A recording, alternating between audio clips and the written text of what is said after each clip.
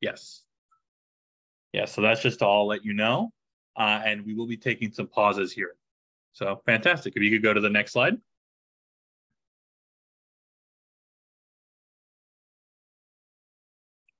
Fantastic. So we mentioned this a little bit earlier as well.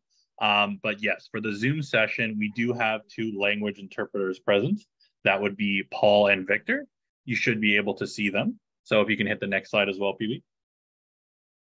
Yes. So on a computer, if you're joining us here, please be sure to look for that globe icon below and select an interpretation channel. So whether or not you need that, just make sure you're either in the English or Spanish channel. So that way you can hear everybody. And then next slide.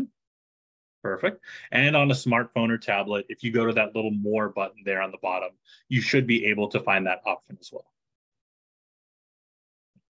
Perfect. And now we're going to do a quick sound check between our interpreters.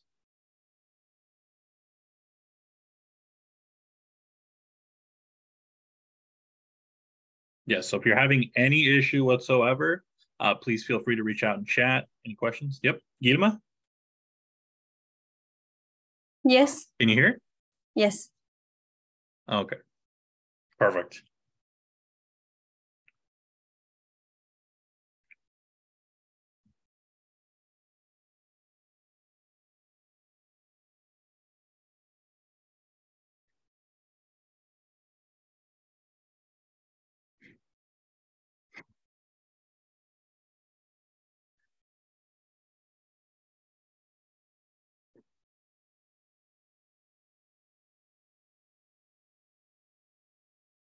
Perfect.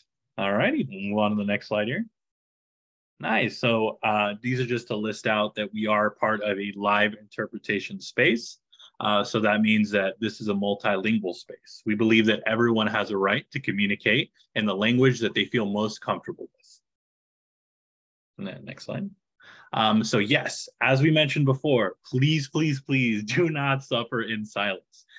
If something is not working with the interpretation, we are here to help you. So feel free to shoot us a quick message, raise your hand to get our attention as well. That also works. Perfect. And then Spanish is also traditionally considered to be a bit more verbose than the English language. I know for myself at home, I can say the same thing multiple different ways. And yeah, it just depends on the language we're speaking. So please speak at a moderate pace and to leave a few seconds of silence after important points or questions to allow the interpreter time to convey that message to the Spanish-speaking attendees. And lastly, the interpreters cannot hear each other when translating. So please allow the facilitator, myself, or whoever is currently speaking, the speaker, to communicate appropriately. Perfect. And as we mentioned before, we will be having people help to monitor chat. So if you're not feeling, as willing to, speak up when we have like a live section or format, you're also welcome to leave some chat messages in the sidebar. And of course, though, any of these messages we will be leaving to the end with whatever Q&A we may have as well. So don't worry if you miss any of them. We will bring those to your attention as well. Perfect. Next slide. Excellent. So yes, here, the stipends and slides here. One moment. Yes, so we just wanted to give a quick reminder as to how that works in that, as we stated before, on the application flyer, stipends are available for our attendees that registered for the event. So the way that will work is that it will be physically mailed to participants that have registered. We'll be sending a $50 Visa gift card, as well as those that have stayed for the full duration of the event. So at the very end, we'll look at our participants and take those names. And then as long as you registered for the event, we're happy as well to send over those stipends. And typically it can take about 2 weeks to come into the mail since we'll be sending it in a physical format. Perfect. And then next slide. So yes, it was a little bit later, but we did start it. Perfect. All right, awesome. So then yes, we do believe it's important as well to start every one of our meetings and sessions with our land acknowledgement. So do I have any brave volunteers that would like to read this out for the group? You'll raise your hand, that. Do you want it in English or Spanish? Oh, you're welcome to do it either way. That's the beauty of having an interpreter. Okay, I'll do it in English. Please take a moment to acknowledge the continuous harm the Black and Indigenous people have had to endure on this stolen land for years since the settler colonialism that reached where we sit today. We acknowledge the twin dehumanization of the indigenous land and Black bodies that were turned into property in the name of the US imperialism. That imperialism leads to many nations such as the Muloma, Willamette, Clackamas, bands of Chinook, Tuolumne Kalapuya, Molalla, and many others who had made their homes along the Columbia River to lose some, if not all, of their history, livelihood, and culture. We want to acknowledge and remind ourselves that this battle is continuing. Excellent. Thank you very much for that. Appreciate it. Perfect. And now Muafak is going to take us through our community agreements. Yes, thank you. Take space, make space. Interact as intentionally as you would be in person. Welcome multiple points. Challenge with care. Assume good intent. Next slide, please.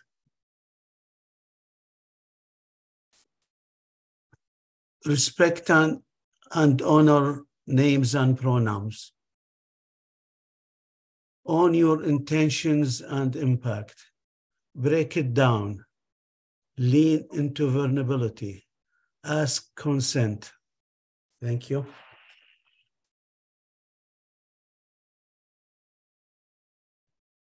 Fantastic. Thank you for reading those out, Muafak. And again, if you have any questions or comments on our community agreements, you can feel free to let us know or how you feel in the chat. Awesome. So now I'd just love to speak a little bit more about Unite Oregon and some of the work we've been doing. So Unite Oregon, we've been around doing our great work for 20 years of advancing immigrants, refugee, and Black and Indigenous people of color in Oregon.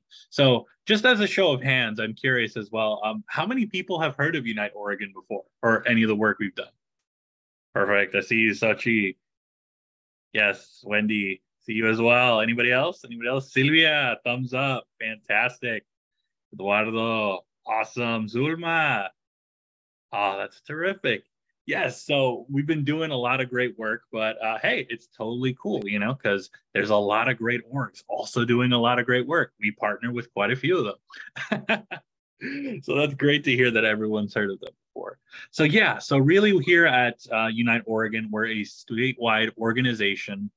And we're led by the community, really, and all the outreach that we like to do.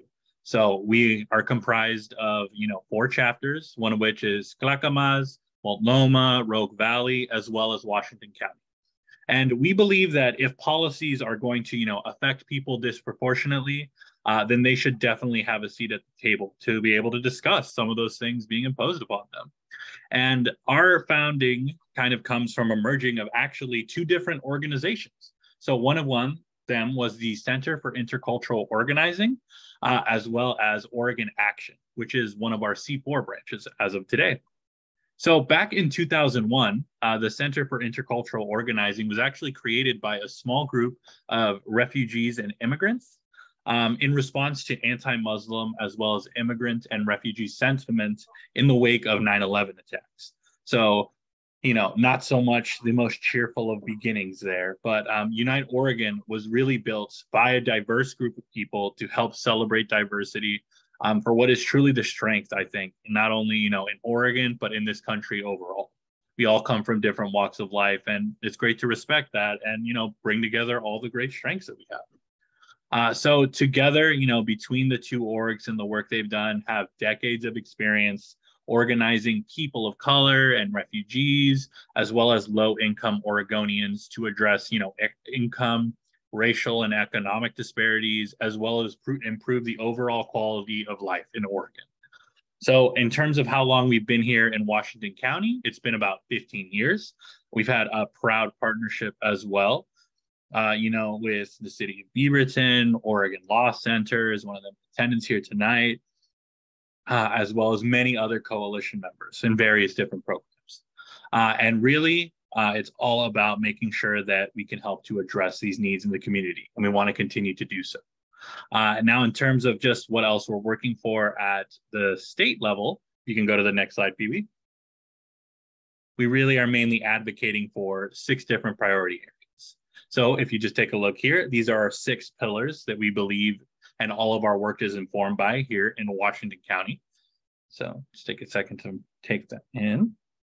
Perfect. And then just some quick examples of some of the work that we do as well. For instance, just things like student debt crisis, college affordability, equitable transport and access, and economic justice for, say, working women. And what brings you here tonight as well, you know, offering informational sessions about tenants' rights workshop, as well as housing needs. Perfect. So as of some other work we've done as well, also includes, you know, registering thousands of new citizens to vote. Oh, I'm sorry. I got a little excited there. I'll wait one more second. Thank you, Paul, for chiming in. Okay, perfect. So yes, one other thing as well was, registering thousands of new citizens to vote, as well as fight to give community a voice in state and local government. So yes. Today, I'm proud to say that, you know, Unite Oregon is one of the largest organizations in the state, led by Black, Indigenous, immigrants, rural communities, and members all across the Oregon social, you know, like spectrum. And with over 22,000 members and supporters, Unite Oregon works across the state to build a unified intercultural movement of justice. And to just speak a little bit about our founder, Casey Jama, he was actually born into a nomad family in Somalia. He ended up leaving when the Civil War erupted and managed to find sanctuary here in Portland, Oregon. So from 2000 to 2007, he worked on, you know, training immigrant refugees as well as community leaders in 5 different Western states. In 2002, as I mentioned before, he was actually one of the founders of our org, which was the Center for Intercultural Organizing, which is now today Unite Oregon. And in 2016 was even a former juror with Oregon Action, which is our other org that we merged together. And then, yes, so back in 2021, he actually stepped down as our executive director after being appointed as an Oregon State Senator for District 24, representing East Portland and Clackamas. So he really is just a firm believer. He's somebody that, you know, grew up and was always working towards, you know, informing himself and the community to organize and, you know, better bring about change within Oregon and, you know, the world as a whole. So really a great person to emulate. And I'm glad he's our founder. And yeah, I think that just about covers it. So I think we need to go on to the next slide, Pee-wee. I believe you stopped sharing.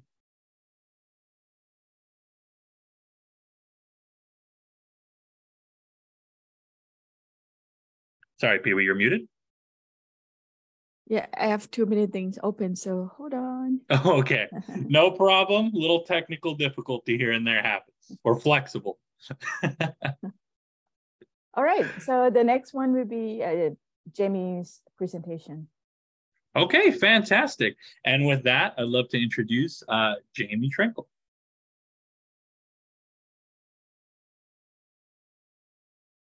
Hi, everyone. My name is Jamie Trinkle. I am a staff attorney at the Oregon Law Center, and I'm just so delighted to be here with you all.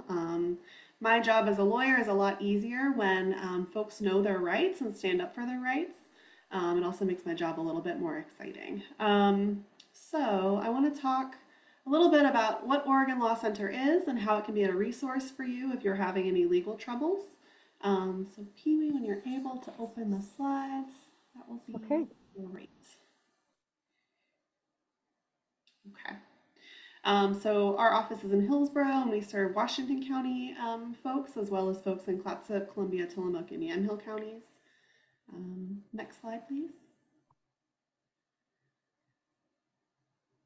So we provide free civil legal aid services to low-income clients in a variety of areas. I work a lot with tenants, focusing on eviction prevention, discrimination, and subsidized housing issues.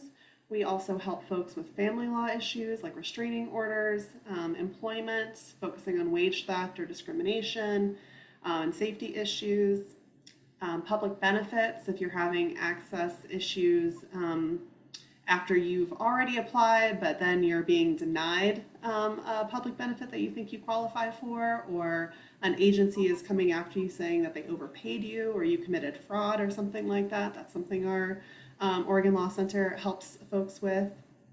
We also help folks with senior legal issues, consumer legal issues for around like abusive collection practices or court fines and fees.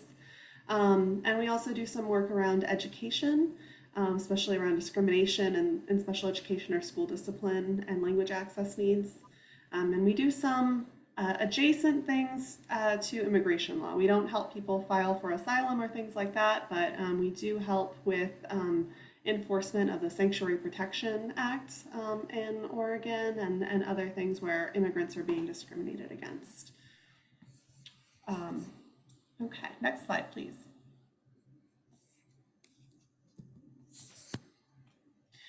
So you can reach out for our help by calling, by just giving us a call. Our phone lines are open Monday through Thursday. We also have office hours open Tuesdays and Thursdays in Hillsborough in the afternoons. We have hotlines. We have a family law hotline if you're having like a family law issue, and that's going to be around restraining orders. We typically don't help around divorce or custody issues unless there's a safety issue. But if you're having a safety issue in a family law case, you can give us a call. And again, if you're having access issues with public benefits, you can give us a call on our hotline, which is also open Monday through Thursday, and the hours vary. Many of our staff are bilingual in English and Spanish, and if someone answers the phone that doesn't speak your language, then we'll be able to get an interpreter on the line free of charge to you pretty instantaneously. Any information shared with us is kept confidential. We don't ask about immigration status, and we're able to serve folks who are not documented. And we have lots of online resources that are available too. The ways that we help people who call us, we have a big service area and there's a lot of low-income folks. And so we're a little bit limited in what we can do. Sometimes we can fully represent someone in suing their landlord, and sometimes we're only able to provide advice and information. So it just sort of depends on the case and what our capacity is at the time when you call us. But please do reach out. We try and connect anyone that calls with other resources if we're not able to help.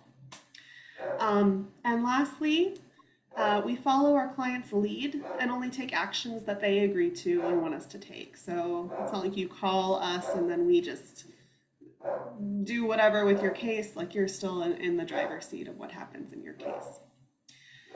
All right, so we are here tonight to talk about tenant rights. I'm going to be a typical lawyer here and do a disclaimer to start us off. So I'm providing legal information tonight, not advice. So if you have a very particular question, please give our office a call, and then we can do an intake and see if we can help you in your issue if you have a very particular question. So tonight's about information. There are a lot of rights for tenants in Oregon, and the rights that we're going to discuss tonight are pretty expansive, but there's also carve-outs and nuances within each of those rights. You need to do some work to learn about your tenant rights so you can assert them. Asserting your rights might not just help you and your family, it might push the landlord to respect other tenants' rights as well. And if you understand and assert the rights you currently have and talk with your neighbors and community about your renters' rights, I think that opens the door to organizing for even more rights. We're just starting the legislative session, and I know there's a lot of exciting bills that are out there to provide even greater tenant protections than there currently are. So I think that personally renters are in a good position to push for permanent and better protections that will allow everyone to live in safe, accessible, affordable, culturally appropriate, and dignified housing. And lawyers like myself just work within the confines of what the law is. But organized and empowered tenants working together can change the laws to achieve the protections that they need and deserve. All right, so that was my disclaimer and my like rabble-rousing speech. So let's get into what the tenant rights are. Next slide, please.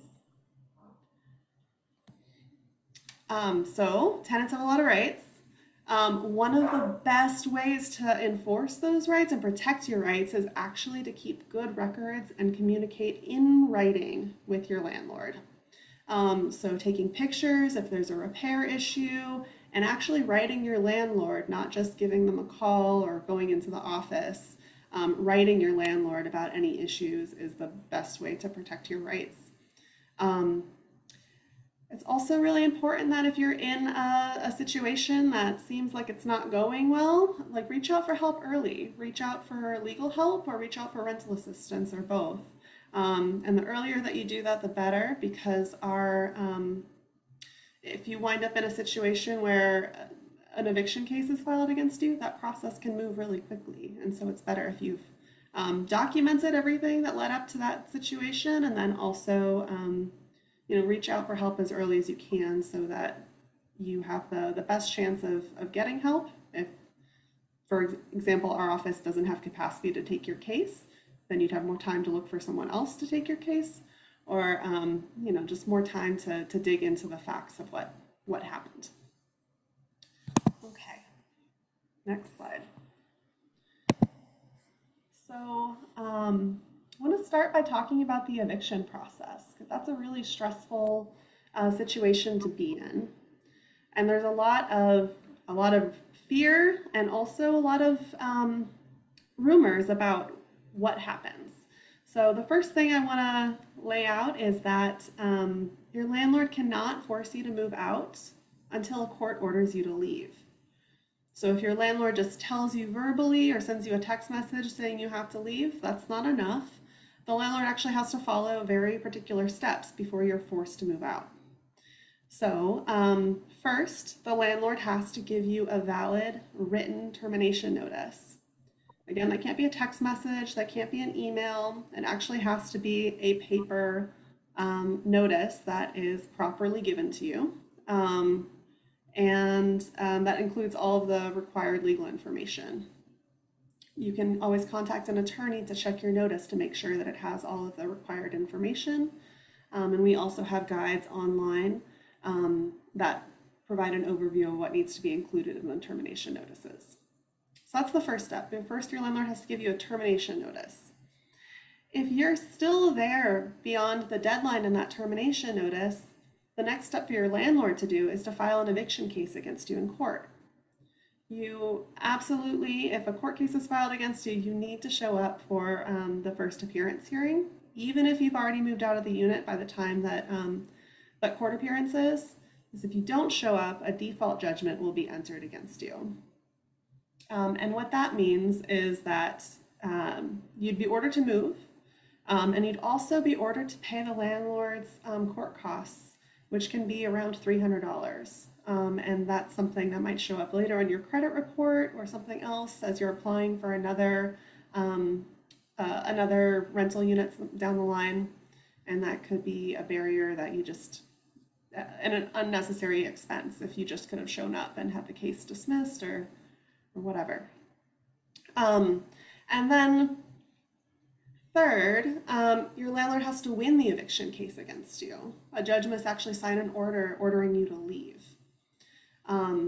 If your landlord threatens to call the cops or something like that before there's been a court order in place saying you have to leave, even if the police show up, the police know that it's a civil issue and that your landlord has to follow all these steps. So you can just show the police that, tell the police that you're a tenant, and if you have your lease, you can show that to them, and the police should go on their way and tell your landlord to follow the law and file a case against you if they want you out. Okay. Your landlord also cannot lock you out before doing any of these steps. All right. Moving on. first, your landlord has to give you a termination notice. There are a couple different types of termination notices. Some of the most common are if you have lived there for less than a year, your landlord can give you a no-cause termination notice saying that you need to leave at the end of your one-year lease, and they don't want to renew your lease. If you have that one-year lease, or if it's month to month, they can end your tenancy before the one-year period.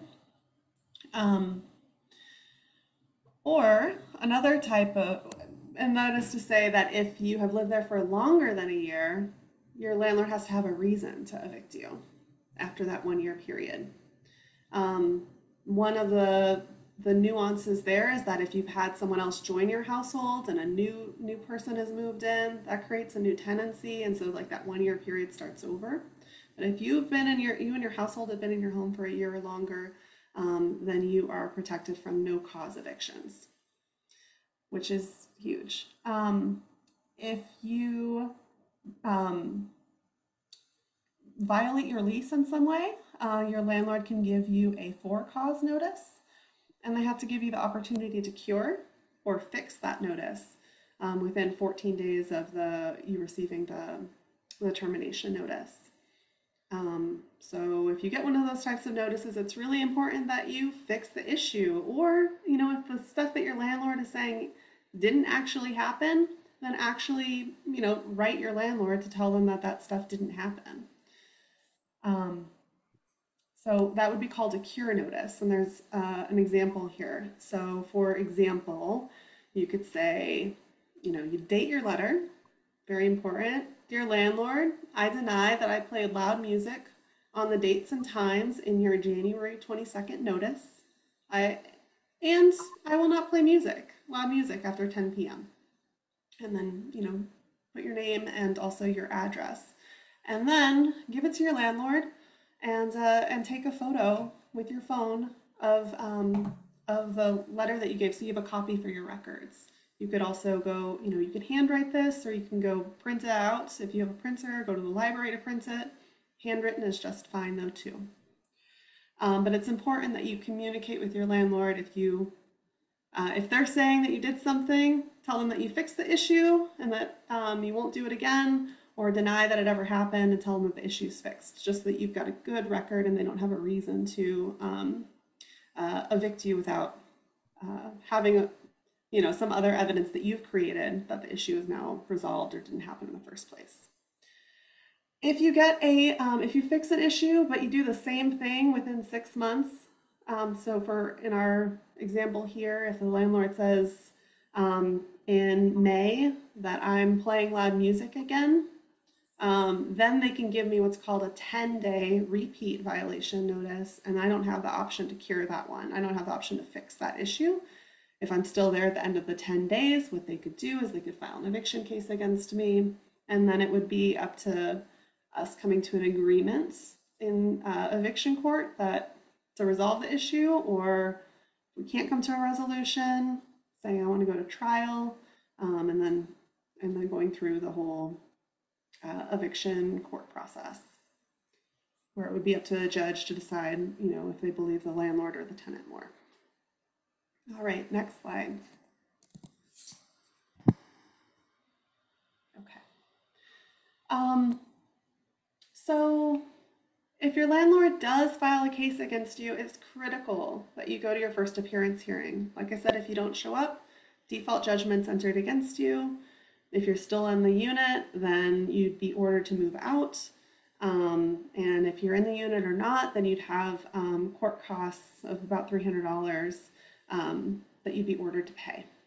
So go to your first appearance hearing. If you've already moved out, you can tell the judge the case will be dismissed.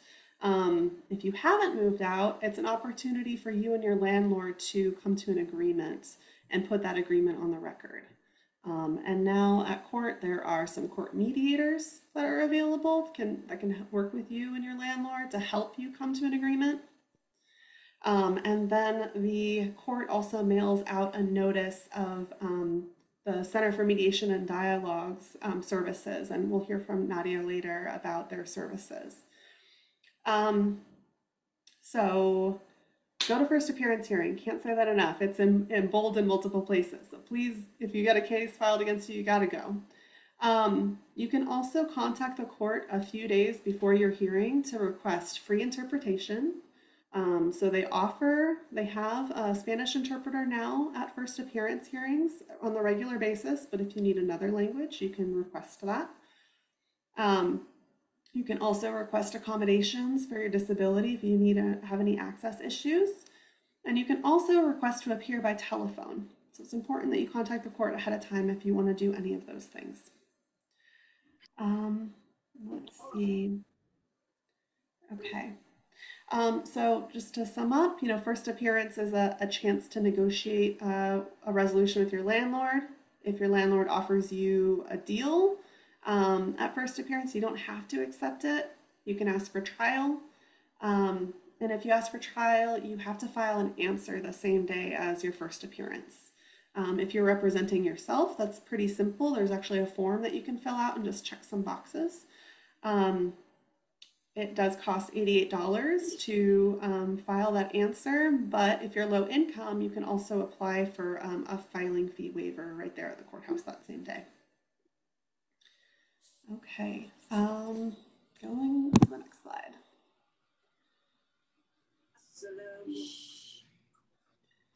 So there is legal help that is available. Like I said, it's important to reach out for legal help early.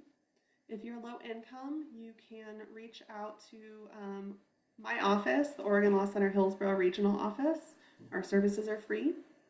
We're more focused on issues of discrimination, some eviction defense, and preserving subsidized housing if you have a housing voucher or something like that.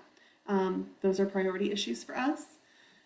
We also have a statewide eviction defense project, and that is available for folks who've actually had a case filed against them. If you just have a termination notice, they won't be able to help you. If you just have a termination notice, you can call our office, the Hillsborough Regional Office, the first number.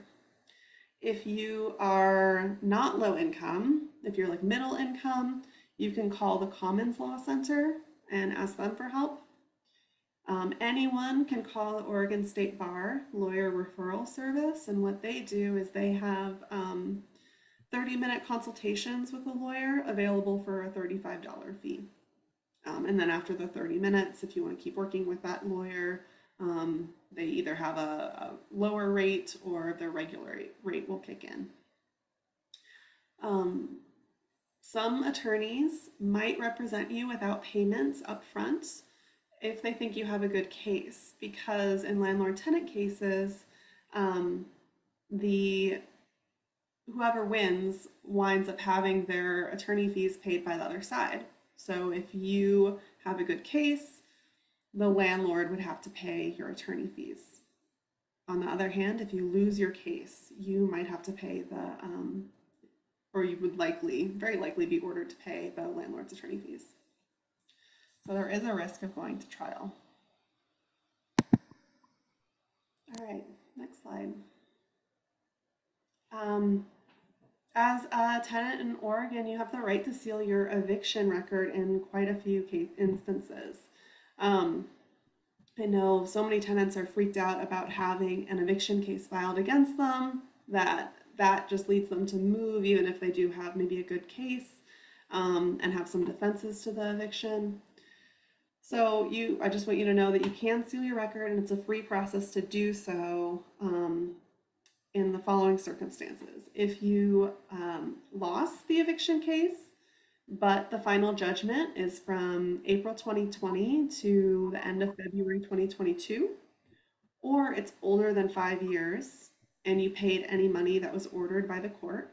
So say you defaulted on something 6 years ago, defaulting meaning you didn't show up, but you paid the $300 to your landlord that was ordered, then you could file a motion to have that case wiped off of your record.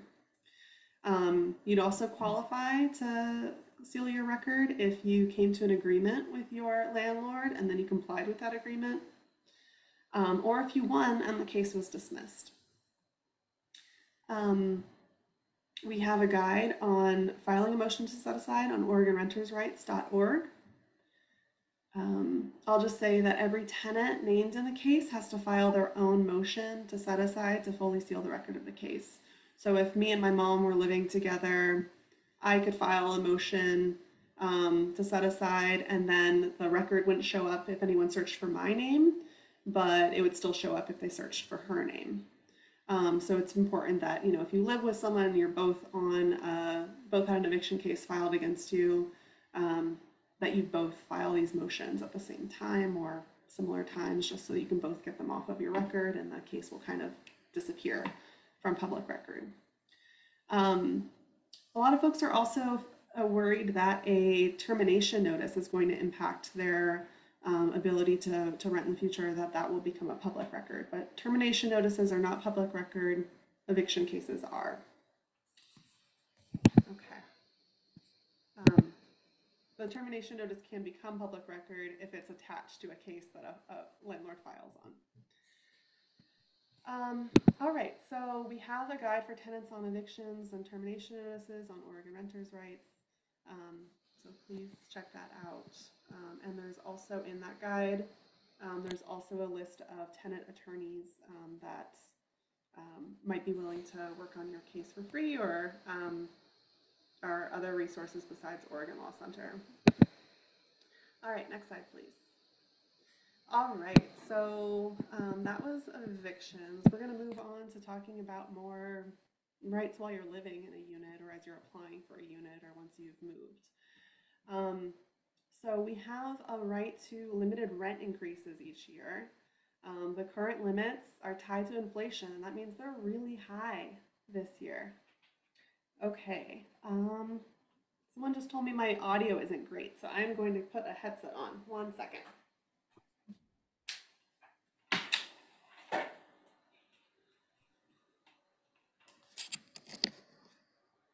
Okay, is that better?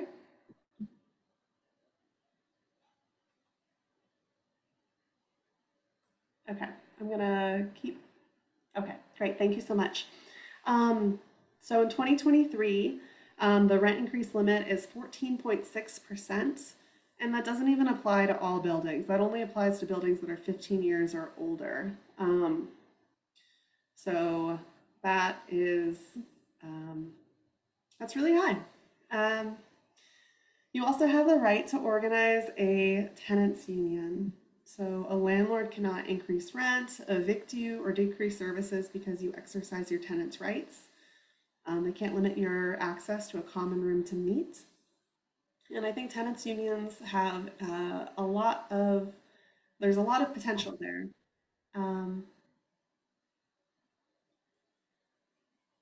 There is the potential to learn if like a infestation or mold issue is building wide. There's the potential to learn if your landlord is treating other tenants differently, and someone might have a discrimination claim. There's the potential to organize for better conditions. A lot of potential there. Tenants also have the right to a safe, clean, and habitable dwelling. It is really critical that you communicate with your landlord in writing about repair requests, and make those requests as soon as repair issues are coming up, and keep copies of those of your repair requests for your own records.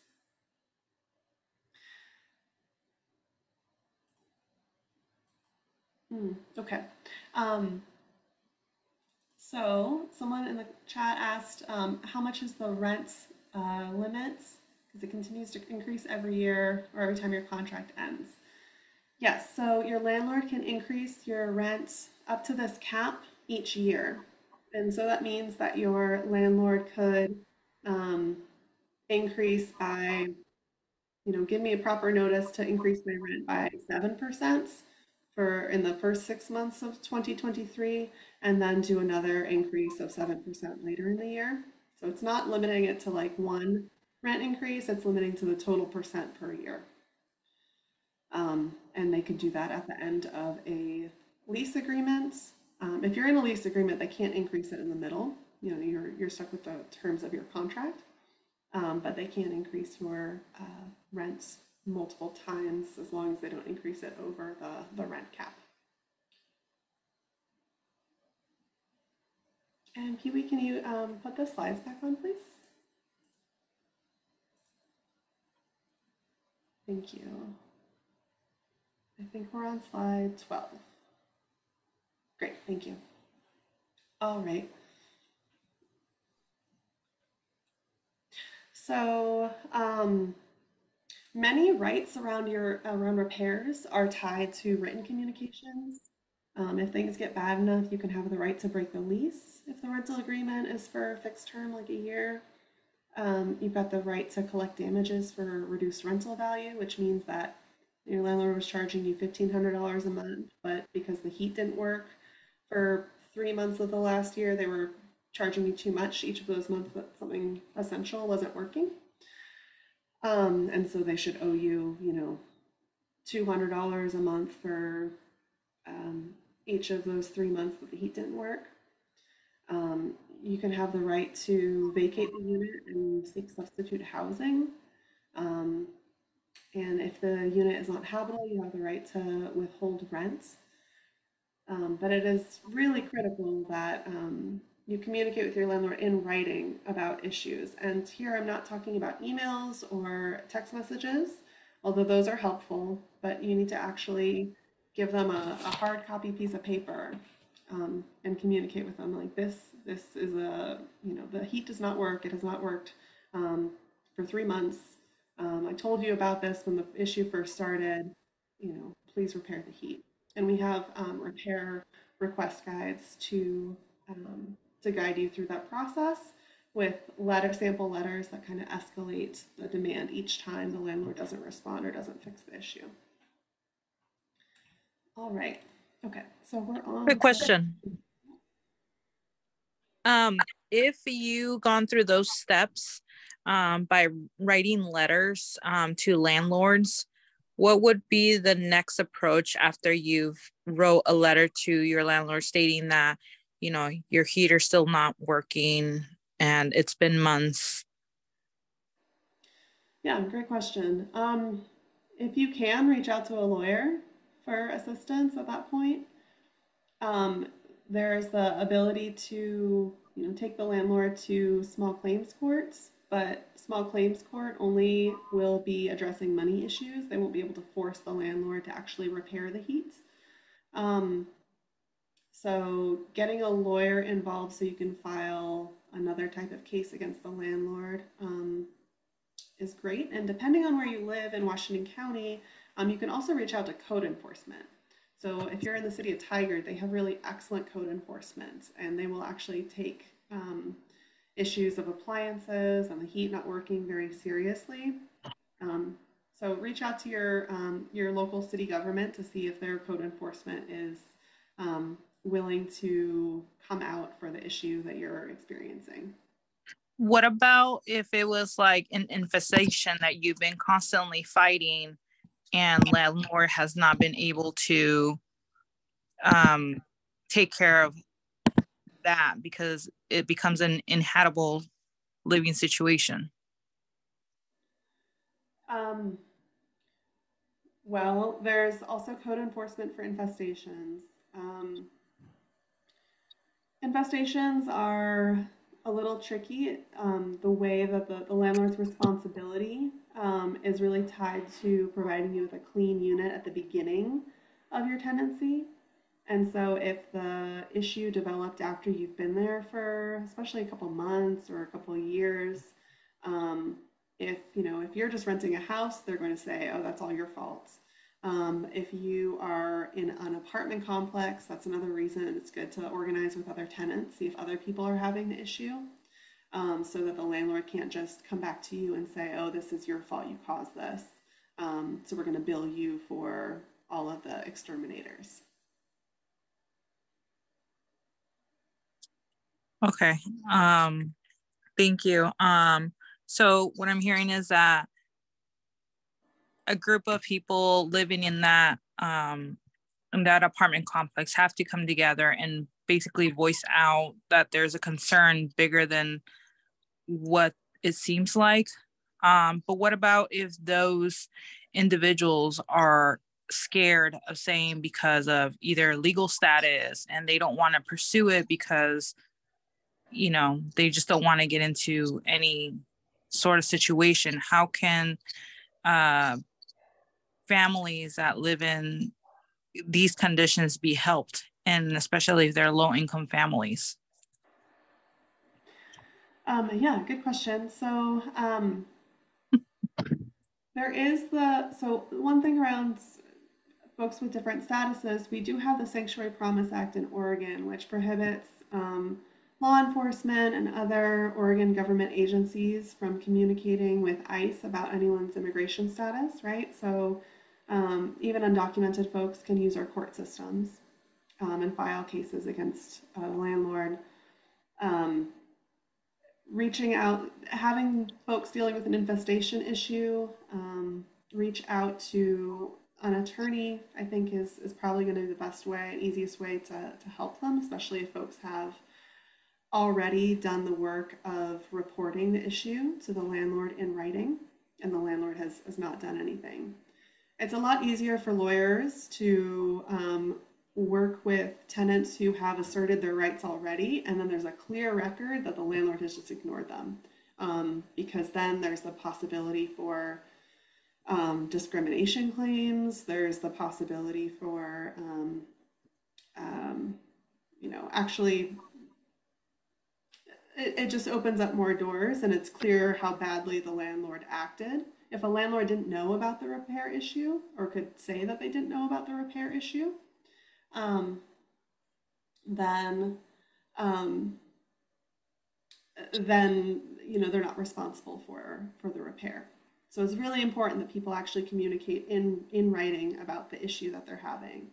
You know, if it's by text or email, that also creates a record, but phone calls and going into the office to make repair requests, or just talking in person with the maintenance person or property manager, you really need to follow up in writing so that there's a record that these repair requests were made and that the landlord knew about the issue and continued to just let it get worse and worse and worse.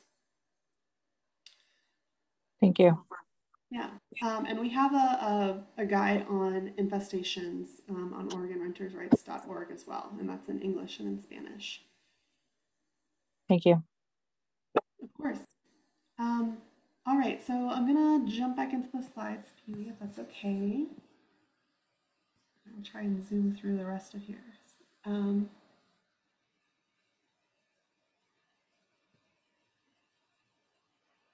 Okay.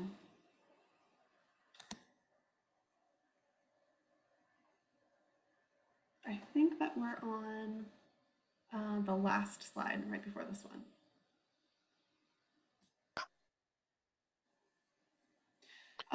Should I go back or? One slide before this one. Uno antes de eso. Okay. All right. So Sí. ¿Usted? We can hear you, Paul, in English. Somebody's turned off the interpretation function. Oh.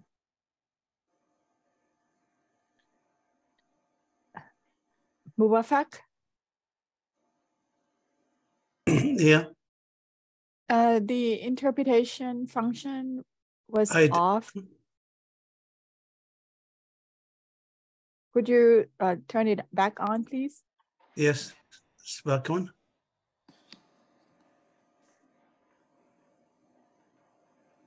I added Victor only. Okay. No, I still haven't been added yet.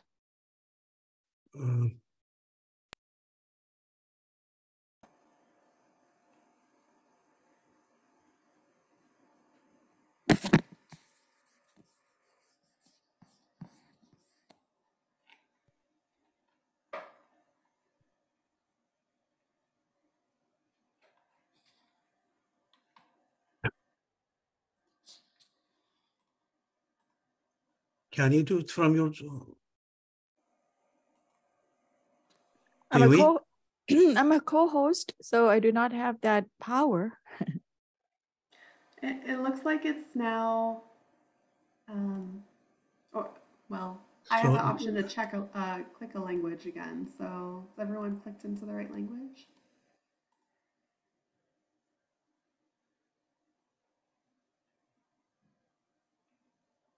Can you make you a host or co-host so that you can do it? You have to make me a host. You have to Oh. transfer. Yeah. Yes. Okay. That's done. All right. And sorry for that. I was adding Victor, but I didn't know.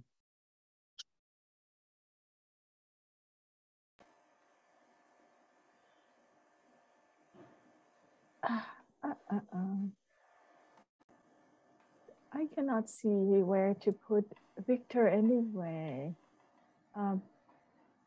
Brando, can you help? Can you guide me?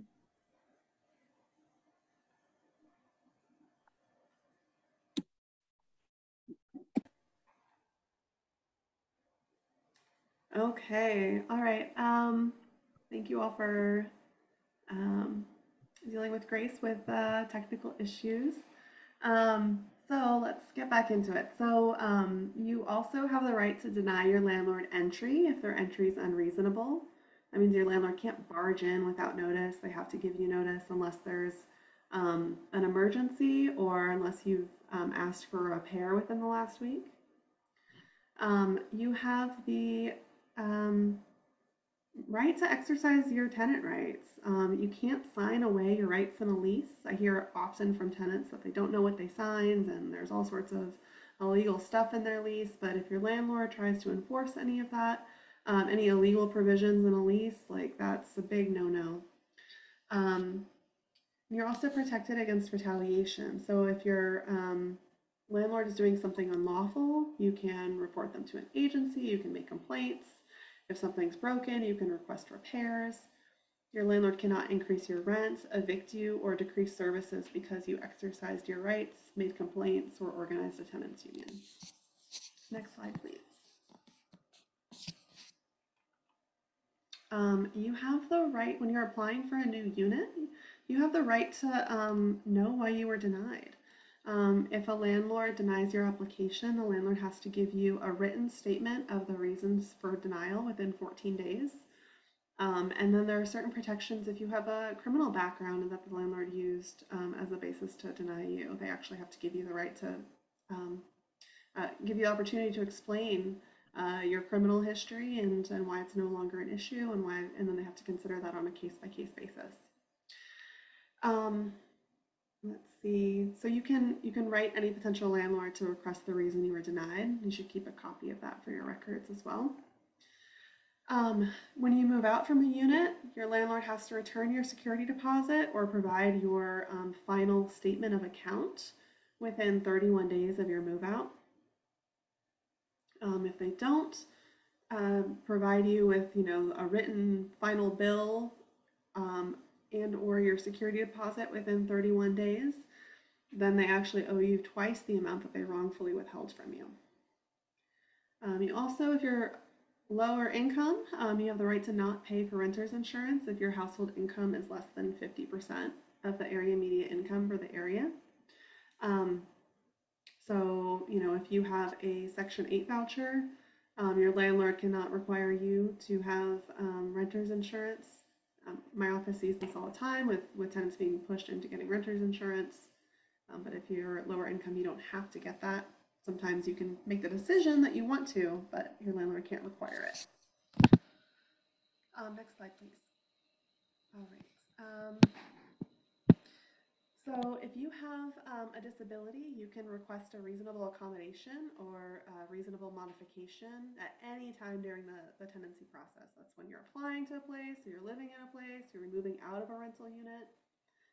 You need to make a written request. You need to provide verification with your request. Verification is a written document from a reliable third party. It could be a counselor, your doctor, a caseworker, someone who knows you and works with you and has knowledge of your disability. And a disability is any physical or mental condition that substantially impairs a major life activity like walking, seeing, hearing, breathing, thinking, taking care of yourself. It's a pretty broad definition. It also includes addiction in the past, but current illegal use of a controlled substance does not qualify as a disability. And a reasonable modification is like an actual change to the unit, like a physical change to the unit. An accommodation is a change in policies or rules. So for example, if you needed more time to move out because of your disability, you could ask for a reasonable accommodation for an extension of time to move out. Or if you have like a history of addiction that you don't want the landlord, that led to a criminal conviction that you don't want the landlord to consider, you can make a reasonable accommodation at the time that you, reasonable accommodation request at the time that you're applying for a unit. Let's see, in the chat, someone asked if autism counts as a disability. I would think that it does, because it is a physical or mental condition that substantially impairs a major life activity. All right, and the landlord has to review each request on a case-by-case basis, and we also have a reasonable accommodation guide on OregonRentersRights.org. So next slide. Let's see. So you have the right to be free of discrimination in your housing. The Federal Fair Housing Act makes it illegal for landlords, leasing agents, property management companies, maintenance staff, insurance companies, and government bodies to discriminate against anyone based off of protected class status. And then Oregon state and local laws protect even more classes of people from discrimination. So the protected classes are under federal law: race, color, national origin, religion, sex, disability, familial status. Earlier in the chat, someone asked if your landlord can evict you for having a child in your care that's not yours. If it is part of your family unit, if the child is part of your family unit, then that might be an illegal basis of discrimination. If you're running a child care business out of your home and your lease doesn't allow that, then that might be a way that the landlord could lawfully evict you. In Oregon, we also have other protected classes. You can't be discriminated against for your marital status, for being a survivor of domestic violence, for your sexual orientation, or for your source of income. And then in Washington County, Beaverton and Hillsborough also protect folks on the basis of age, and in Hillsborough on the basis of domestic partnership.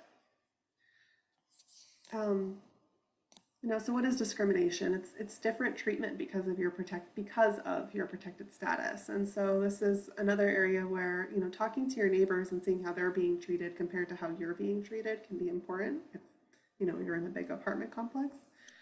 Or if you just notice that you're a person of color and your white neighbors make repairs and those seem to get done really quickly and yours take forever to get made, that could be discrimination. Sex discrimination can also occur if your landlord asks you to trade sex for rent. If your landlord treats you differently because you have disability. If your landlord tries to evict you because you've called the police around domestic violence. Let's see, and if they're giving different rules to different people. I will say that, sometimes landlords are just generally really bad. So discrimination involves them treating someone differently on the basis of one of these things. If they're just treating everyone horribly, everyone's in substandard housing, everyone's not getting repairs made, that might not be discrimination unless the entire complex is, primarily undocumented folks. And then there's a national origin basis, or the entire complex is folks of a particular religion or something like that. Okay. It's important to report discrimination to your landlord and also to report it in writing. So if your neighbors are even harassing you or something, report that to your landlord. Anyone under the landlord's control, the landlord has to do something to remedy the discrimination that's happening to address it. Okay. And so sometimes this will come up in the context of a on-site property manager is saying really horrible things and not allowing repairs to be made for some folks in a complex or something like that.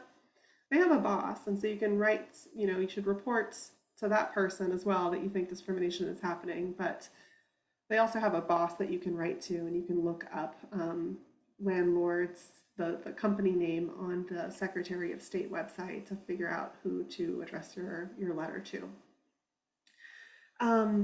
I want to respect our time tonight, so I'm going to go really quickly through this.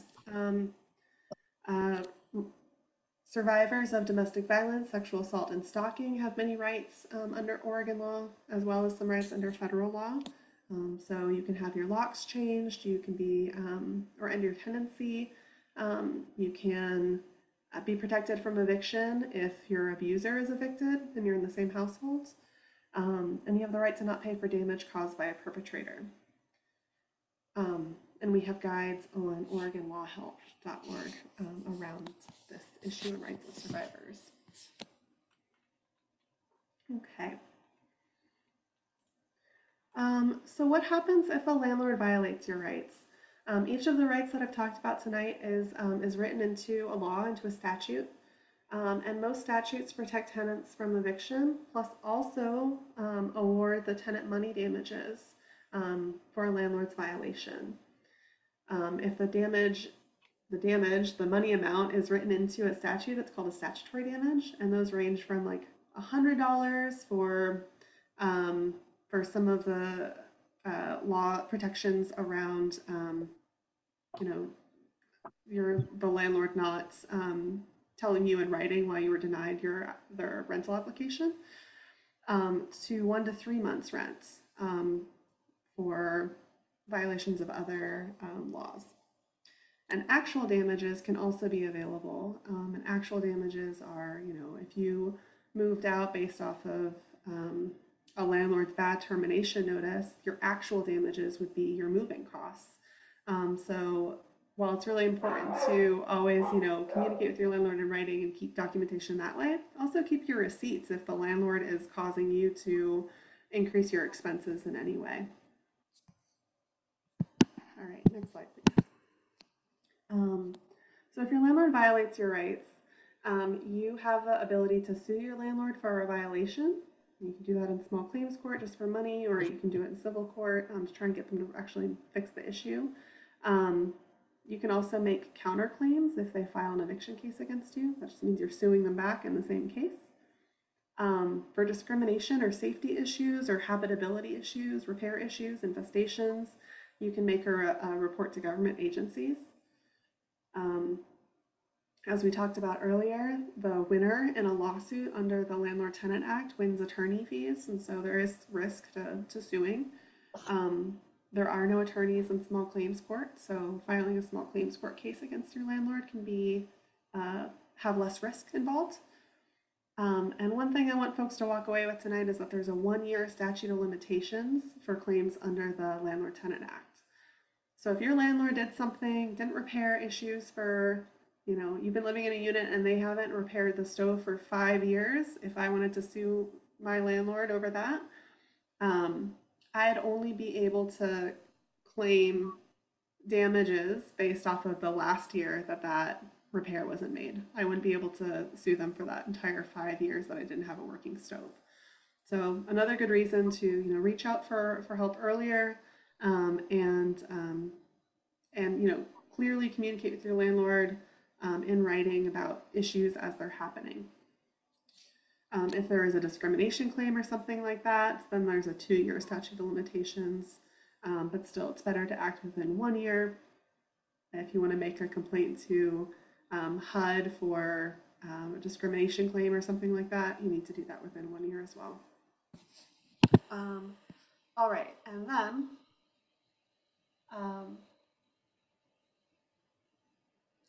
let's see. And I'll close with talking about your tenant duties and best practices. You need to use your home in a reasonable manner. We talked about infestation issues earlier.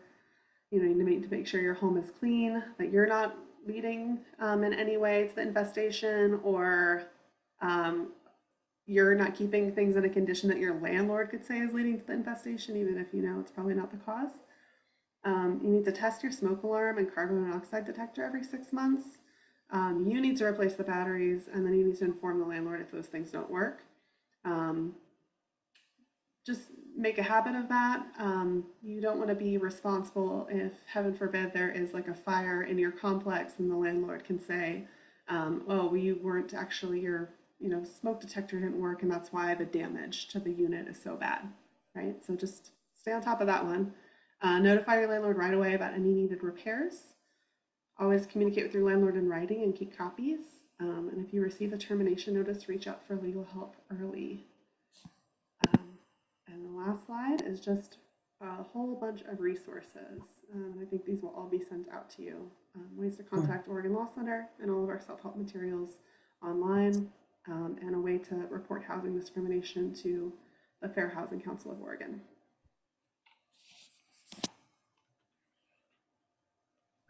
Thank you so much, Jimmy, for the information, for your wonderful presentation. Thank you. Now we'll go to community action. Wendy, can you take it from here? Yeah, thank you. Thank you. And then with me, I also have Edwardo, so I'm gonna have also Eduardo come up mute. Let me go to our slideshow real quick.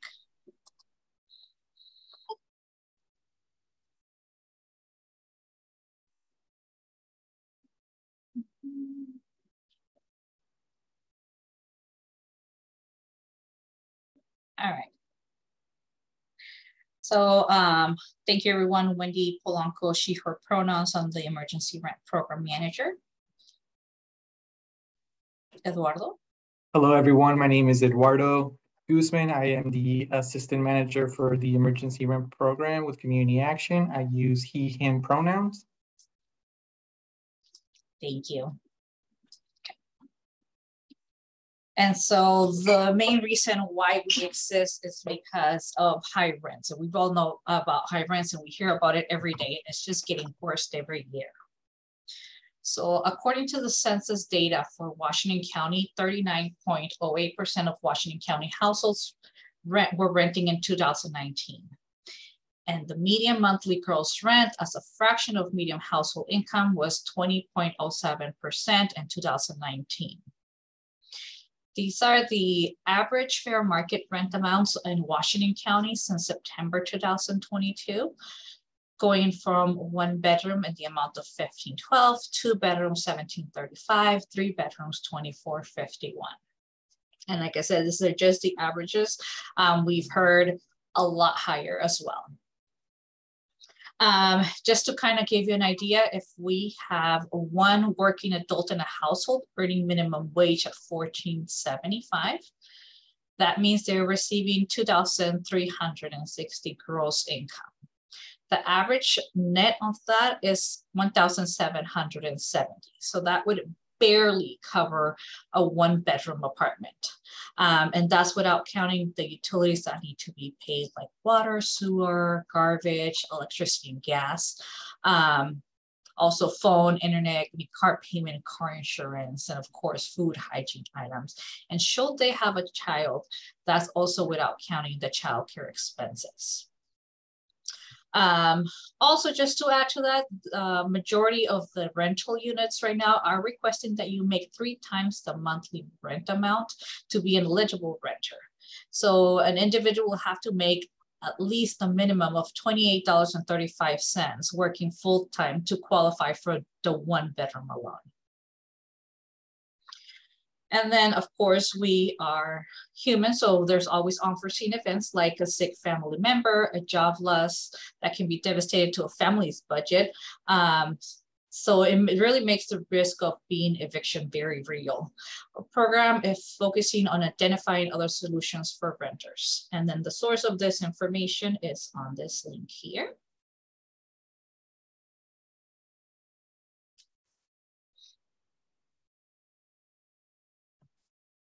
We can't hear you. Wait, you can hear me now? Yeah. Okay. I started off so strong. Wish you guys would have heard. Okay, so Community Action's emergency rent assistance is available to all Washington County residents who meet the following criteria. 1, have a rental contract with at least one person from the household included in it. 2, have not received emergency rental assistance from Community Action in the past 6 months. 3, have an eviction notice for non-payment of rent in hand for the current month in which you are applying for. And 4, are below the 30% area median income. We do have the annual income table below here, and it's also posted on our website. I also do want to state that the criteria is subject to change at any time. It really depends, or it's really tied to our funding. If that does change, we will ensure to distribute the new information to all of our partners and update our websites accordingly.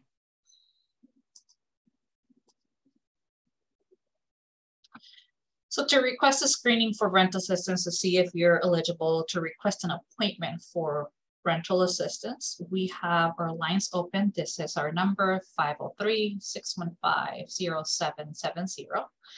The provincial line, we open it at 9 a.m. on the 8th and the 15th of every month. If the 8th or the 15th fall on a weekend or a holiday, then we go to the following Monday or the following business days. We also have our website listed on here. At the moment, we're not taking any applications online. The website does give you information on what our current criteria is, any updates that we have from our program, or should there be any future online screen requests that we can do, they'll be posted on here. We try to post information as soon as we know. It'll be 2 weeks before any changes are made.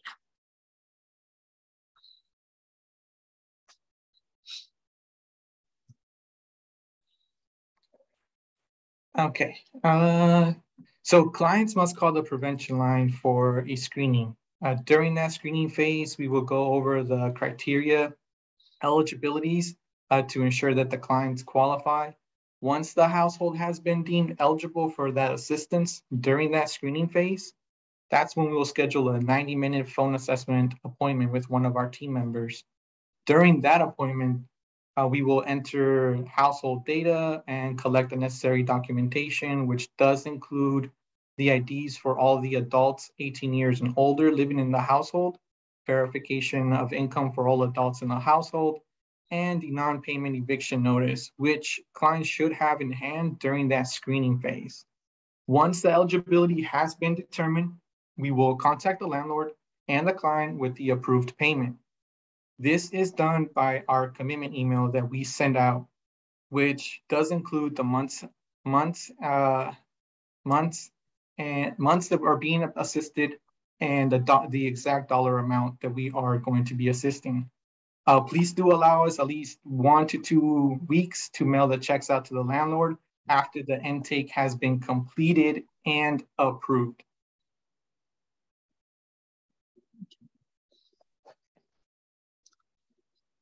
Once we have completed our screening, our assessment for rent, and everything is done, we also conduct a care assessment because we know that clients will be eligible for what they owe right now. For everything that they have past due and arrears, as much as possible, we'll pay that. But then what's next? Because they won't be able to apply for another 6 months because of our criteria. So we just kind of want to get to next steps. What else can we do right now to help? What else can we get you to plan? So we do an assessment to revise any other programs that they might be eligible for within the agency, for like childcare and resource referral, community connect, emergency food, energy conservation. There's financial education classes. We do have a Head Start program, Healthy Families, Help Me Grow, Housing and Home Services, and utility assistance. At the moment, we are able to pay utilities that are owed directly to the landlord, like any water, sewer, and garbage or so on, that is paid directly to the landlord. But any other third-party utilities, what we will be doing is sending a direct referral to utility assistance. That way the client doesn't have to hang up and make another call. Or we can do referrals over to Community Connect should they need future rental assistance to see if they would be eligible for any of the programs, and utility assistance or whatever they are eligible for. Okay, so application flowchart. So the first stage here is we do have for different pathways to receive an application. Those include the prevention line, which is staffed by 6 team members, the crisis intervention team, which is staffed by 5 team members, our partner organization, which includes 5 partners, and the eviction court team, which is currently composed of 2 team members. Presently, we are taking anywhere between 40 to 60 applications through the prevention line. And we are accepting a maximum of 25 applications per month for each of the separate pathways. So all in all, about 125 is our max for our current capacity. The second stage, so then with whichever pathway the application flows through, they will receive an assessment. Again, during that assessment, we will verify the eligibility, collect the household documentation, collect the landlord information, and submit a funding request. Once this has been completed, we will move on to the final stage, the fund approval. During the funding approval stage, we will review the funding request, and if approved, we will send it to our finance team. I do want to acknowledge our review team. They have been working diligently to get the submitted request out within a day of a request being submitted for approval. And then after they've submitted it to finance for approval, finance receives the request, they'll send out payments. Payments should be received within 1 to 2 weeks after that approval date. And again, finance team here sends out checks only on Tuesdays and Thursdays, with an exception of Friday if it's an urgent need.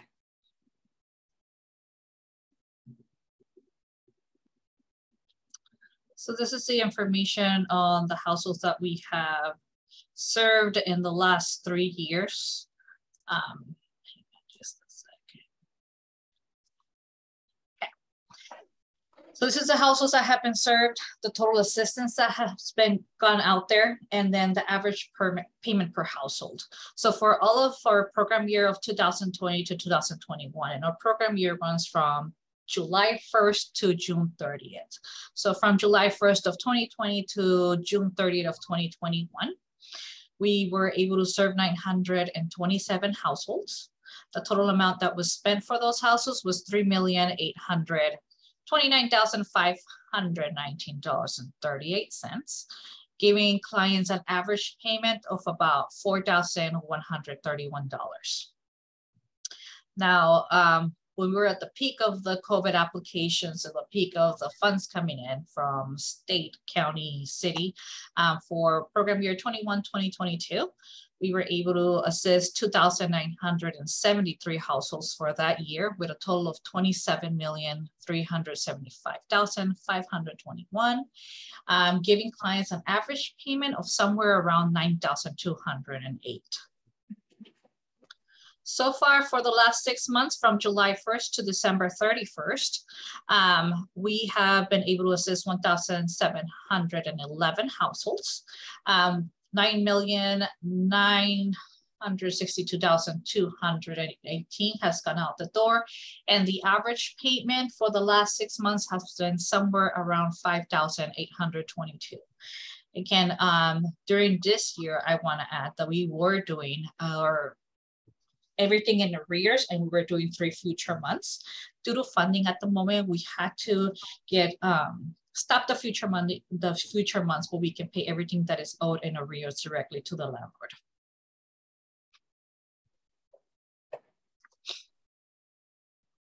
Here we just wanted to show a quick organizational chart for our rent program. And these are the team members that are working diligently to get those applications out as soon as possible. Here we have, from the left to right, or my left to my right, Wendy is our program manager. From there, we branch off to Stacy Johnson and Albert Pacheco. They are our housing navigators.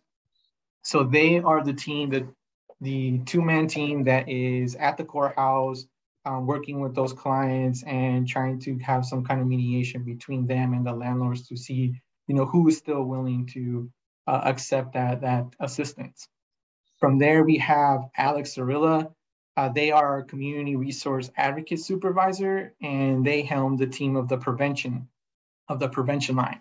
which includes Amanda Salvatore, Bassam Kasim, Laura Sanchez, Rosetta Abzasu, and Zara Al-Rikabi.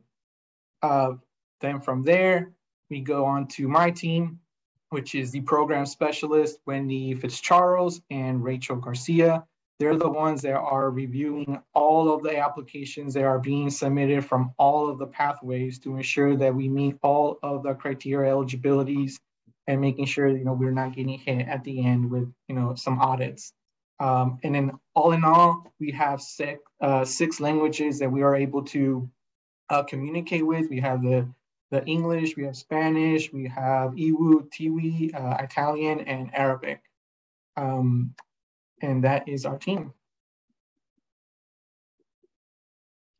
We do have some flyers available that we've been updating as we go. The last time we updated this was about 2 weeks ago. And just a heads up, we're going to be updating this in the month of March. But if anyone can use this, we will also we will share this with Unite so they can have a copy of our flyers. We'll go to questions, but I see they're all in the chat. So let me stop sharing so we can see what those questions are.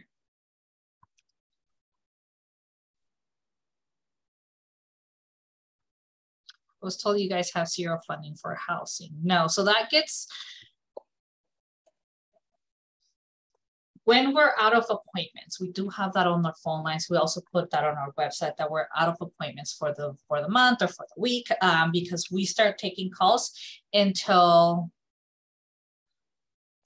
we have all of our appointments all filled up.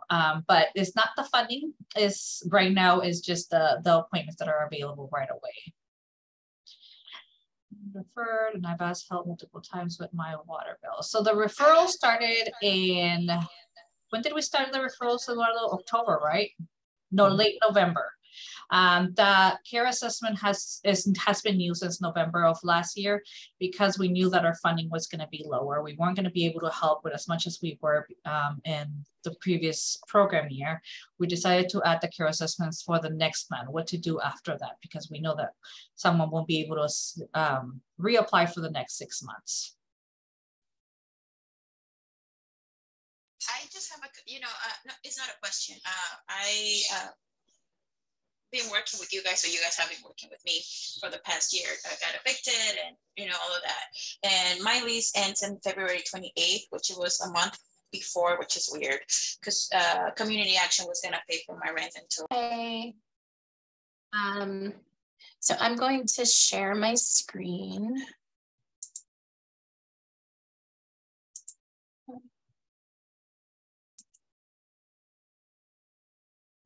All right.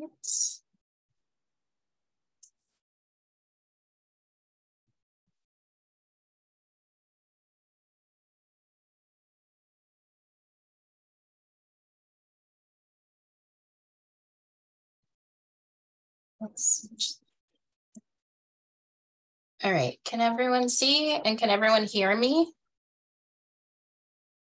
Yes, we do. Okay, so my name is Nadia Mohammad and I work with the Center for Mediation and Dialogue in Beaverton, and I work specifically with the eviction prevention program. So a little bit about housing mediation. We are part of a 1-year funded demonstration project in the state of Oregon. There are 5 centers statewide, 3 are nonprofit, 2 are government. We're one of the government ones. Our programs for our particular program serve anyone who lives in Washington County, so that regardless of immigration status or income or anything like that. And our goal generally is to just demonstrate that mediation reduces the number of evictions and otherwise present some sort of positive benefit for the community. So what housing mediation covers, we cover any kind of tenant-landlord dispute, and that includes eviction cases. It also includes things like negotiating rental agreements, repayment agreements, Negotiating move-out terms, repairs and maintenance are a frequent complaint too. And then sometimes like tenant-tenant issues, which are like roommate disputes and living agreements. And sometimes that actually is something where the roommates are actually in a like landlord-tenant situation. That's becoming more common too.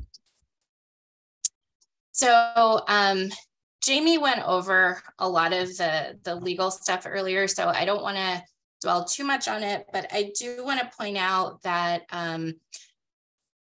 from our perspective, mediation is most successful when people contact us earlier in the process. So when they know that there's a problem where they can't pay rent, or there's a problem where, any other possibilities that might lead to a conflict with their housing provider, that's when we have a greater chance of finding success through mediation. Once they've gotten to the point where a landlord has given notice to file eviction, or has filed the eviction claim with court, then it becomes a little bit trickier. It's still possible to mediate, but the timeline before first appearance is very short, as we went over. And so things start to move pretty quickly. And so having a meaningful mediation gets a little bit trickier. And then even after first appearance, right before first appearance, there is a chance to mediate at court. And that mediation is usually, like in Washington County, there will be like hundreds of cases that go through the court for first appearances on Monday. And then the mediation that's offered before, there's like one or two mediators that are around, and they're volunteers, and they come in, and folks who want to mediate through them are able to do that there. Usually that is with like a tenant, and then the attorney for the housing provider. So very rarely are the housing providers, the landlords, the property management folks there themselves. They usually have an attorney representing them. And so those particular agreements are called stipulated agreements if they come to an agreement, and they will be entered with the court as part of that proceeding. When that happens, it also happens that these stipulated agreements end up being self-negotiated. So again, like they're not with the mediator present necessarily, and they're kind of with the tenant advocating for themselves, because many of them don't have representation. So that again is not the ideal outcome. And then post first appearance, so like before trial, if they're setting a date for trial, mediation and conciliation is still possible. If there is an agreement, it will still be a stipulated agreement, but chances are there's like about a week or two between first appearance and trial. So if the attorney for the housing provider is willing, we are sometimes able to work with them to come up with a more reasonable stipulated agreement that's less rushed than what they would have right before first appearance at court. A little bit about the mediation process. So we get referrals sometimes through court. So people get with their notice for eviction, they'll get a notice about mediation. We also get referrals through code compliance because, again, code enforcement works to a certain extent. So where things are like very clear and they can cite a landlord for something, they will do so. But where things are a little bit grayer, they might send someone over to mediation. And then there are just other self-referrals where people come to us with a variety of issues. So first we'll do an intake, and that's just talking to the party and the first party who contacts us, getting a little bit of information on their situation. and then probably getting contact information for the other party. And then we will refer that to one of our mediators, again, who are volunteers, and they start doing case development. They will do, again, getting to know each side a little bit more in their needs and their interests. And then that might lead to a formal mediation and an agreement. And then we try to follow up 3 months later. And I just wanted to point out that mediation can consist of formal mediation, where that's like, you know, it might be two people sitting down with a mediator. It might be on like in person. It might also be over Zoom. Even though the graphic shows that there are two people, it can be more than that. So it could be that there are more parties involved. It could be that each party has like legal representation, or they have a support person. So sometimes people will come to mediation and they would like to have a support person for a variety of reasons. And that's all possible with mediation. Conciliation is when the mediator kind of acts like a go-between between the parties. So they might not formally meet in any way, whether in person or virtually, but they will, you know, they're having a discussion and the mediator is kind of going back and forth.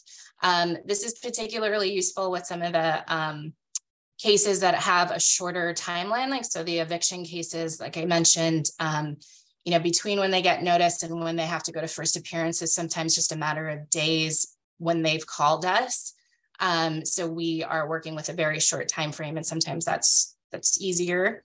Conflict coaching is where the mediator might kind of help the party advocate for themselves. And then with that also, we will give like referrals and, you know, for resources and anything that the party might need aside from like mediation itself.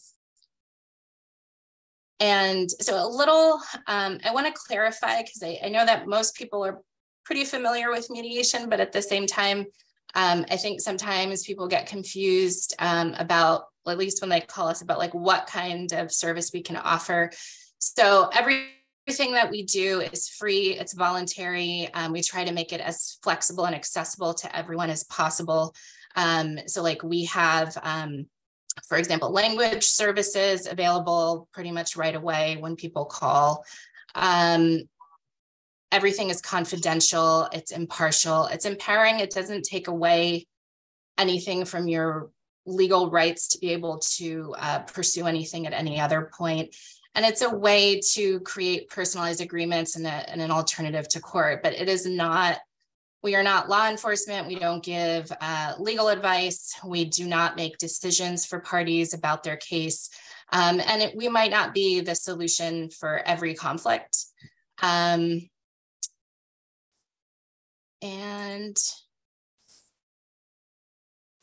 that's us in a nutshell.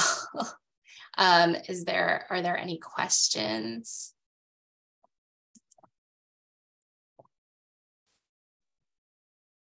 Any question for Nadia?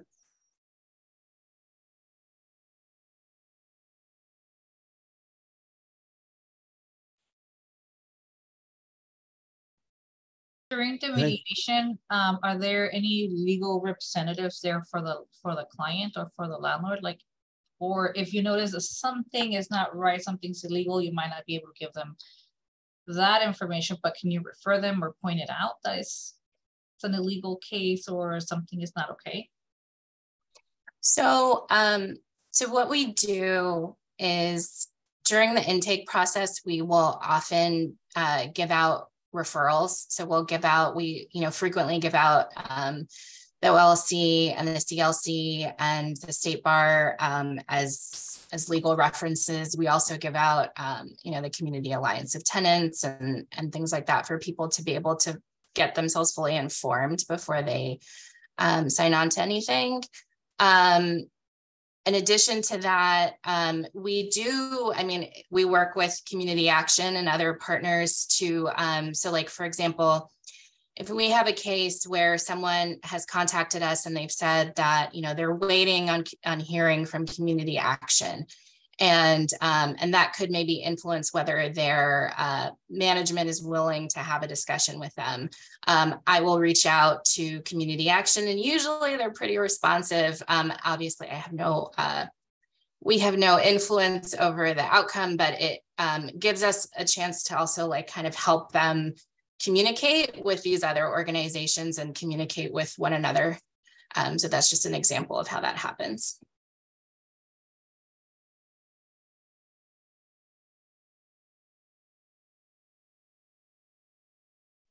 Thanks, Mufak.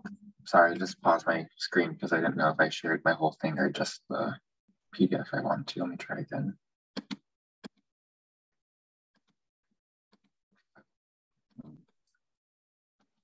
Can everyone see that? Okay. Hey everyone, my name is Brando, just like Mufak said. And I organize with renters across the state with Unite Oregon. Just checking again, can you see Mufak? Or since we cannot see the... It's just part of the PDF. It's honestly not that important. Oh, I see, I didn't, there we go. Thank you, now we go. Thanks. Like Mufak said, I organize with renters across the state, across our chapters at Unite Oregon. And it's really great to share this virtual space with you all. One more time uplifting Mufak for all the work that Mufak has done to lead this event tonight. And thank you as well, Jamie, Wendy, Edwardo, and Nadia for sharing some crucial information tonight as well. So I'm just joining tonight to give a really brief 10-minute summary on an exciting campaign that we're leading and that we've launched at Unite Oregon.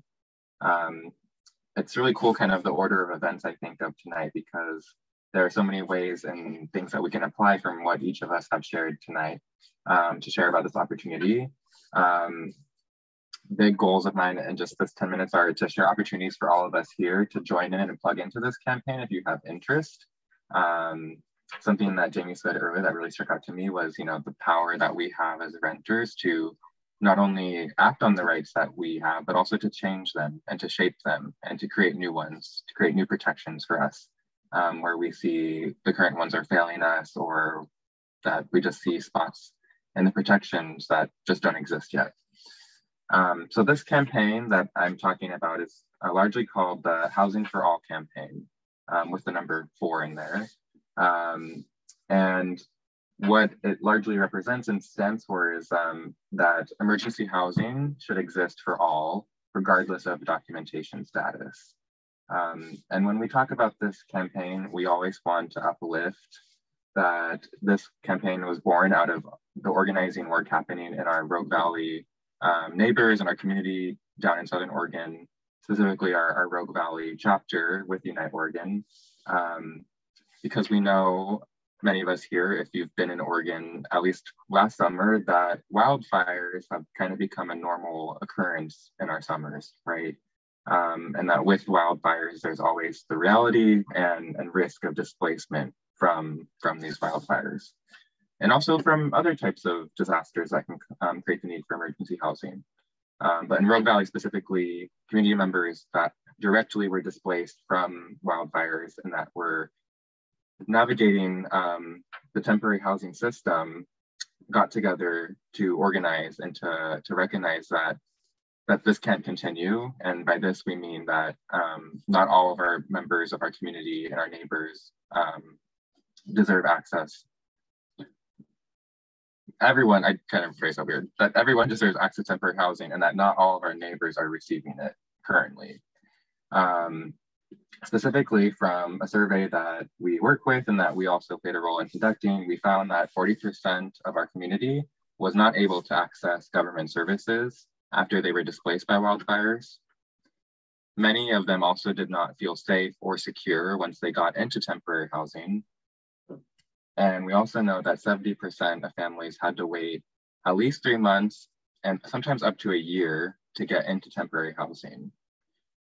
So imagine at this point, we're talking about folks recovering from one wildfire season and one summer, almost prolonging that experience into the next wildfire season, just to get into temporary housing and still processing, recovering from that very traumatic event that happened.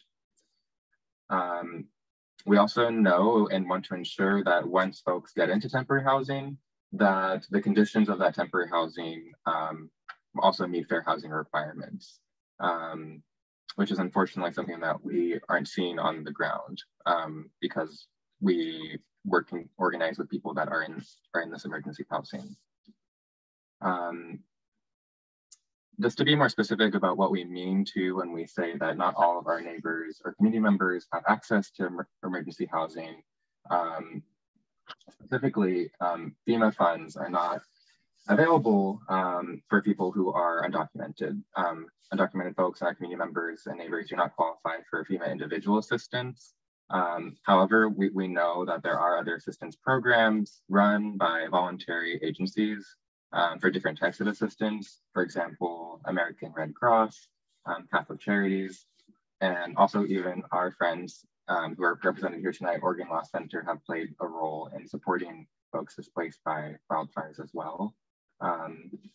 But that the most forefront, the largest force that we think of that provides assistance for people suffering from displacement from emergencies or from climate disasters, FEMA, does not, give out aid to folks that are undocumented, which we do not think is right. So just to be a little more clear about what these demands that we have are, we believe that emergency housing is for everyone, regardless of documentation status. We know that there needs to be higher standards for stable emergency housing, especially for farm, forest, landscape, and service workers. People need to have access to immediate temporary housing. We know that 3 months up to a year is not an acceptable time for people to be in some kind of limbo, displaced form of housing. And we know that fair housing standards must be ensured when they're applied to emergency housing. And we know that this speaks, many folks have echoed tonight, the overall need for more affordable, fair, and sustainable housing in our larger picture. So that's a brief kind of overview of what this campaign is. We submitted the legislative concept as recently as last month. We're actively seeking for a rep or senator to kind of serve as our sponsor for this legislative concept so that we can continue pushing for it. But there's so much exciting possibility for folks here to get involved. And again, we're honoring that it's been born out of Rogue Valley, but this is work that can be supported and that will protect all Oregonians across the state, not just our neighbors in Rogue Valley. So I'm going to share a link now in the chat, which we will share out as well as a follow-up material. But if you would like to get plugged in, stay updated on this campaign, then please follow this link. It's a very brief survey just to provide your information to say that, yes, I want to stay updated on this campaign. And there are 3 different areas for you to get plugged in. You can identify as many or as little as you'd like. Hopefully you'll identify at least one. You can volunteer in campaign work. Largely speaking, this could look like phone banking when we do get a legislative concept and we're encouraging voters in certain areas to know about the campaign, to vote for it. That isn't for sure the way that this legislative concept is going, but just an example. You could identify that you might be interested in giving housing testimony, maybe acknowledging that there are those of us here that have experienced displacement from an emergency crisis or a wildfire, that your story is valuable. And if this feels like a place or a campaign where you want to share your story, then this is a place for you to do that. And you can also identify if you'd like to be plugged into a leadership program. As you can see here pictured, we have the Housing Justice for All Coalition, but there's so many different ways that you could get plugged in. And maybe you're joining us tonight from one of our cohort programs that you network in. So I will pause there. It looks like we are running close to time, so I'm gonna stop there and once again share appreciation and thanks for our speakers tonight and pass it back to Mohammad as well. Thank you, Brando. Thank you so much. Any question to Brando?